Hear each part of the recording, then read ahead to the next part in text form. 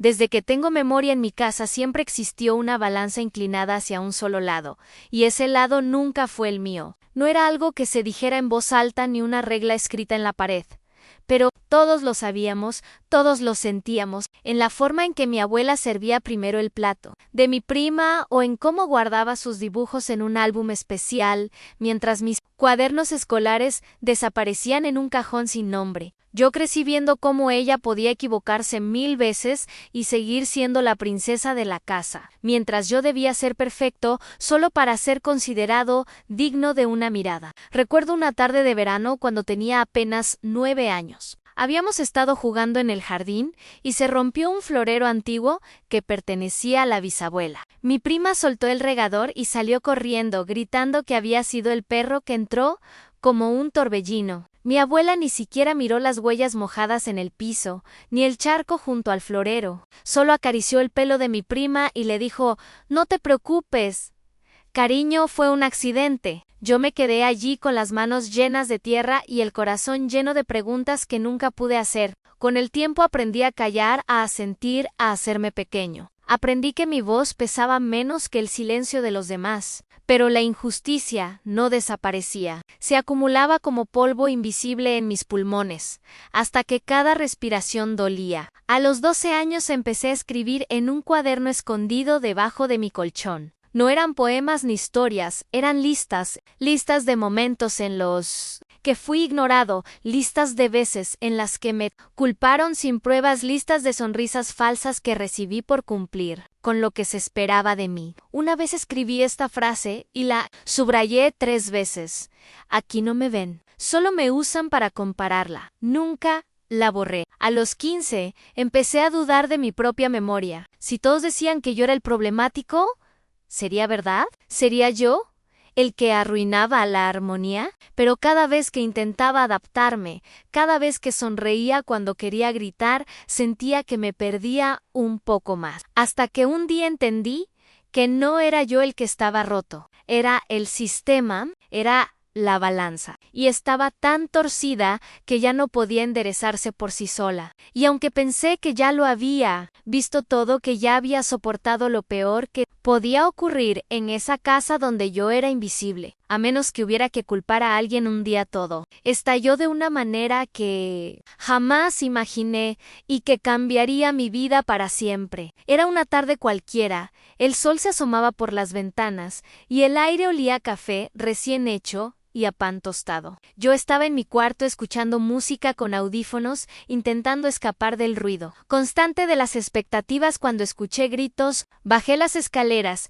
y vi a mi prima temblando en el rellano, como si hubiera visto un fantasma. No era un llanto fingido ni exagerado, era un llanto profundo, desgarrador, con hipo y temblores que le sacudían todo el cuerpo. Se aferró al barandal como si el mundo entero se hubiera tambaleado bajo sus pies. Corrió hacia mi abuela, que estaba sentada en su mecedora favorita, y entre sollozos le dijo que le faltaban 200,000 pesos de su billetera. Los había guardado allí esa mañana para pagar un curso de verano que le habían regalado sus padres y ahora ya no estaban. Señaló su cuarto con un dedo tembloroso y aseguró sin dudar que yo había entrado a escondidas, que había hurgado en sus cosas y que me había llevado el dinero. Mientras ella estaba en la ducha, en ese instante sentí que el aire se volvía denso, como si el oxígeno se hubiera esfumado. Mi abuela me miró entonces con una decepción tan profunda, tan fría, tan absoluta, que sentí como si ya me hubieran condenado, sin juicios, sin pruebas, sin siquiera darme la oportunidad de hablar. Sus ojos no tenían lástima ni curiosidad,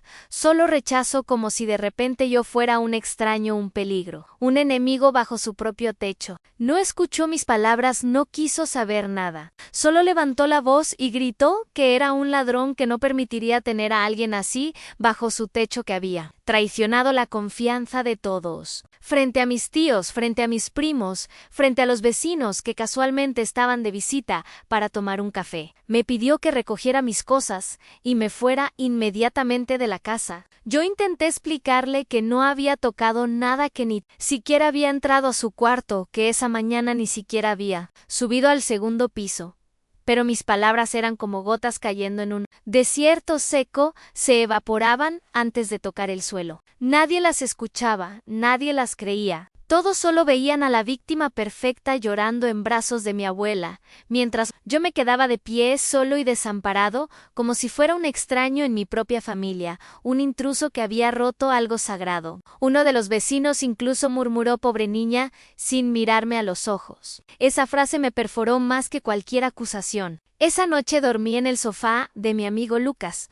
Él no me hizo muchas preguntas, solo me abrazó. Me dio una manta y me dijo que podía quedarme el tiempo que necesitara. Me acosté mirando el techo, sintiendo el frío del rechazo en cada hueso del cuerpo. No lloré, no en ese momento. El dolor era demasiado grande para expresarlo con lágrimas. Lucas me trajo una taza de chocolate caliente y se sentó a mi lado en silencio. Al rato me preguntó suavemente qué había pasado. Le conté todo sin elevar la voz, sin dramatizar, solo con la verdad seca y fría. Él no dudó ni un segundo. Me dijo: "Sé quién eres, y sé que no harías eso". Esas palabras me sostuvieron más que cualquier defensa legal. Mientras escuchaba el tic-tac del reloj de la sala y el murmullo de la lluvia empezando afuera, recordé algo pequeño, algo que en ese momento me pareció insignificante, pero que de repente se volvió la clave de todo. Esa mañana mi prima me había pedido que apagara su ventilador antes de salir de la casa.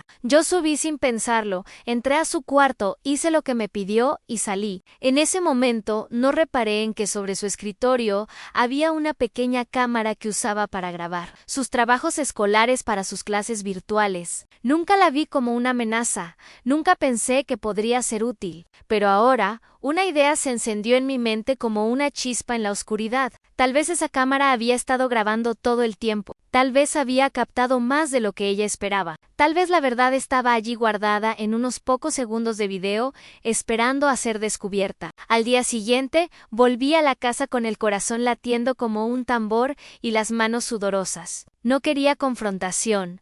No quería pelea, solo quería justicia, o al menos una oportunidad de probar mi inocencia, no por orgullo, sino por dignidad. Cuando mi abuela abrió la puerta, su rostro se endureció y sus ojos se llenaron de rechazo, como si mi presencia contaminara el aire. Pero esta vez no estaba sola. Mi tío Rafael estaba allí parado en el pasillo con una taza de té en la mano, y él sí me miró con duda, no con condena. Tal vez había visto algo en mis ojos, algo que no cuadraba con la historia que le habían contado. Tal vez recordó aquella vez en que yo arreglé su bicicleta sin que nadie me lo pidiera, o cuando le traje agua cuando estaba enfermo. No lo sé, pero lo cierto es que no pudo impedir que entrara. Caminé directo hacia el cuarto de mi prima, como si mis pies supieran el camino, como si cada paso fuera una promesa hecha a mí mismo. Ella me vio y enseguida se puso histérica. Me lanzó 1000 preguntas a gritos. Intentó bloquearme el paso, me empujó el pecho con las 2 manos, y me llamó loco y desesperado. Pero yo ya había visto ese comportamiento antes. Era el miedo puro, el pánico de alguien que sabe que está a punto de quedar expuesto, que ha vivido tanto tiempo en la mentira, que ya no sabe cómo volver a la verdad. No le dije nada. Solo pasé a su lado con determinación. Busqué la cámara, la tomé con cuidado como si fuera una reliquia.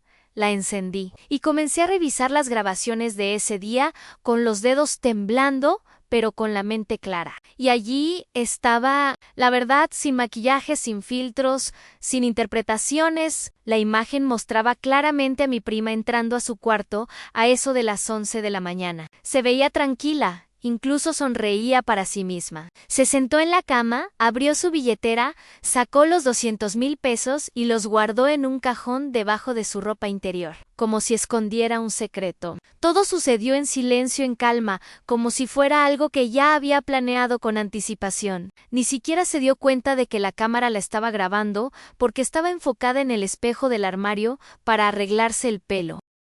Pero la lente la captó completa, desde la espalda hasta los movimientos rápidos de sus manos. Cuando llamé a toda la familia para que viera el video, la sala quedó en un silencio tan tenso, tan profundo, que podía sentirse en el aire, como una niebla invisible que ahogaba cada respiración. Mi abuela se quedó blanca como un papel, sus labios temblaron, pero no dijeron nada. Mis tíos fruncieron el ceño y se miraron entre ellos con cara de incredulidad y decepción, no hacia mí, sino hacia ella. Mi prima empezó a negar todo, a gritar que era un malentendido, que no sabía cómo había pasado, que alguien debía haber alterado el video, que la cámara estaba fallando. Tartamudeaba, sudaba, buscaba con los ojos la mirada de mi abuela, como un animal herido que busca refugio. Pero esta vez no encontró nada. Esta vez no hubo defensa, no hubo excusas, no hubo perdón anticipado. Por primera vez en su vida estaba sola frente a las consecuencias de sus actos. Reproduje el video una vez más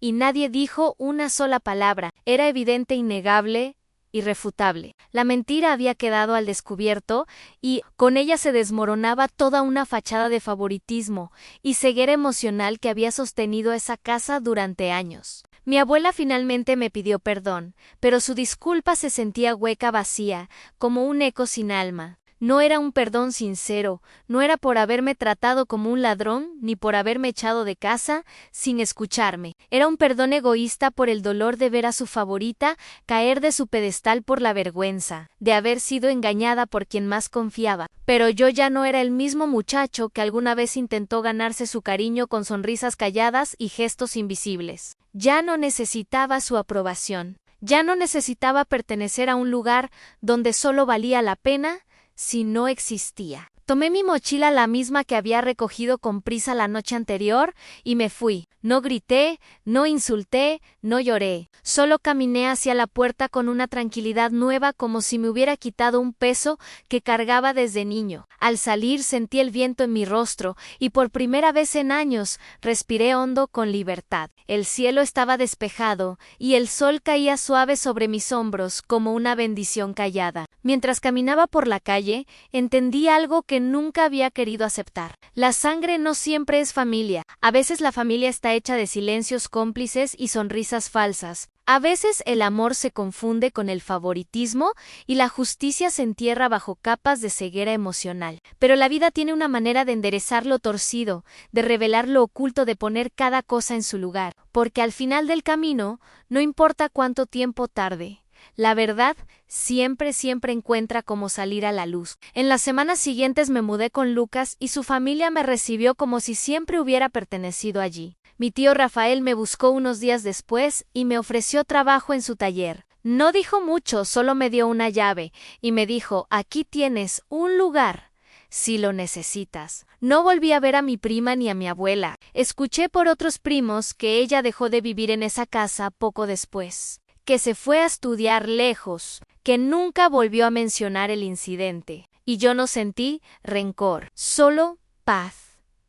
Solo paz, porque entendí que su mentira no era sobre mí, era sobre su propia inseguridad, su miedo a no ser suficiente si no era perfecta. Yo ya no quería ganar una guerra que nunca elegí pelear. Solo quería construir una vida donde mi valor no dependiera de los ojos de nadie. Y eso es exactamente lo que hice.